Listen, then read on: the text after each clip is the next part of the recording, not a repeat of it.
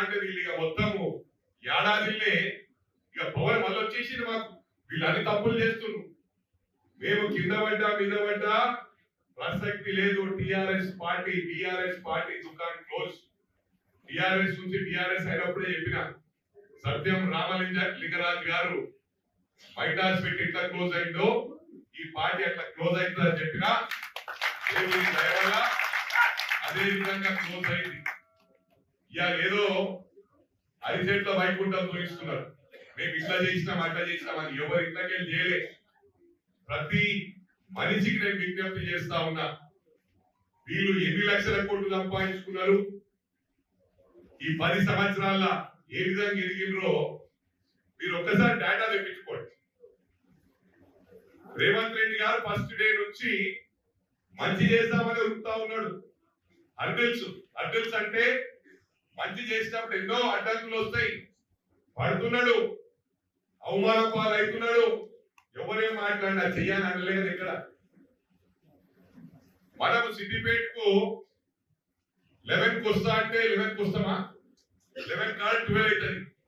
వస్తుందా లేదా ఇంపార్టెంట్. కొన్ని పెళ్లిలు ఒకటే రోజు 40 పెళ్లిలు ఉంటాయి. అక్షంతలు వేసే టైంకు స్టార్టింగ్ పెళ్లి అయిపోగానే అటెండ్ కాగలుగుతామా? అట్లా ఇవాళ ఎక్కువ కమిట్మెంట్ ఇచ్చిండ్రు మన రేవంత్ రెడ్డి గారు, గౌరవ ముఖ్యమంత్రి గారు. స్టార్ట్ అయిందా లేదా ఇంపార్టెంట్. ఒకసారి స్టార్ట్ అయిందంటే బస్సు వచ్చిందంటే షామీర్పేట దాకా వచ్చిందంటే గజ్వేల్కి వస్తుంది, గజ్వేల్కి వచ్చిందంటే సిద్దిపేటకి వస్తుంది, సిద్దిపేటకి వెళ్ళి కరీంనగర్ పోతుంది. అదొక్కటి గమనించండి. అంటే చేసే ప్రయత్నం చేస్తా ఉన్నాము. 100కి 100 పాలు 100% చేస్తామని చెప్తున్నాం. రేపు మేము అడగకుండానే 5 సంవత్సరాల తర్వాత ఓట్లు వేసే విధంగా ఈ ప్రభుత్వం పనిచేస్తుందని ప్రామిస్ చేస్తా ఉన్నా. హరీష్ రావు గారి మీదనో కేటీఆర్ గారి మీద నిందలేసుడో, ఎండల మీద కాలం ప్రకృతి మీద నిందలు వేసేవో నెపాలు పెట్టి తప్పించుకోవాలని చూస్తున్నాడు.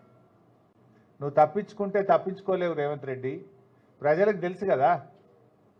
ఏమన్నా మేము అడ్డంబీడం నిలబడ్డామా? నీళ్ళు ఇయ్యకు వద్దు రేవంత్ రెడ్డి అని మోటార్లకు అడ్డం హరీష్ రావు గారు బీఆర్ఎస్ నాయకులు నిలబడ్డారా? ఇది నీ చేతగాంతనం. నీ పాలన ఎట్లా ఉందంటే 20% కమిషన్. మొన్న ఎక్కడో రేవంత్ రెడ్డి నాదంటే 2020 మ్యాచ్ అన్నాడు. అవును, నీది 2020 మ్యాచే.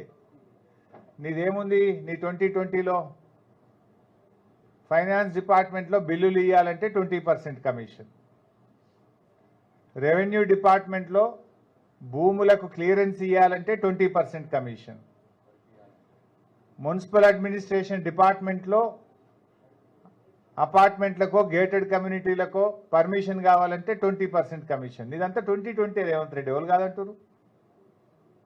నీకు 2020 మీద ఉన్న ప్రేమ రైతులకు నీళ్లు ఇవ్వడం మీద లేకపోవడం వల్లనే ఇలా వరంగల్ జిల్లాలో పంటలు ఎండుతూ ఉన్నాయి.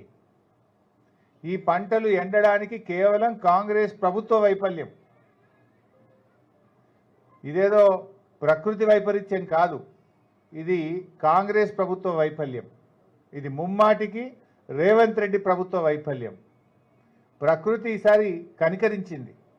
పోయినసారి కంటే ఈసారి కాలం మంచిగైంది. వర్షాలు బాగుపడ్డాయి. కృష్ణా నదిలో వేలాది టీఎంసీల నీళ్లు సముద్రంలో కలిసినాయి. గోదావరిలో వేలాది టీఎంసీల నీళ్లు సముద్రంలో కలిసినాయి. కేసీఆర్ ఉండగానేమో చుక్క చుక్కను ఒడిచిపెట్టిండు, రేవంత్ రెడ్డి ఏమో నీళ్లను వదిలిపెట్టిండు.